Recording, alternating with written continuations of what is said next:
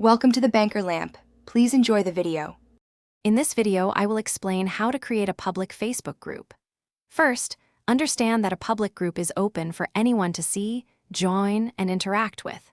This means all posts, comments, and members are visible to the public, making it a great tool for broad community engagement or sharing information widely.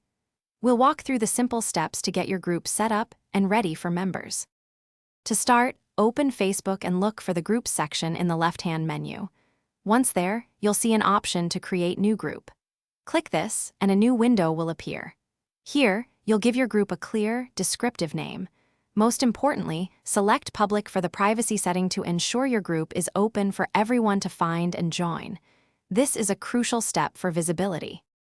After creating your group, it's time to customize it. Upload an eye-catching cover photo that represents your group's purpose, and write a detailed description so potential members know what to expect.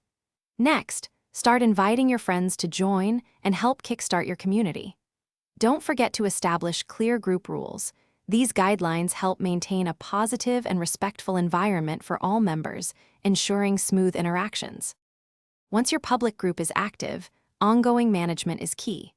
Regularly approve new member requests and monitor posts to ensure they align with your group's rules and purpose. Actively engage with your members by posting interesting content, asking questions, and hosting events to foster a vibrant community. Remember, a thriving group requires consistent effort and interaction. Also, for some great deals and the link to Grab a Little Tree's Black Ice Air Freshener, check out the description below this video. Thanks for watching. If this was helpful, leave a like and consider subscribing. See you next time.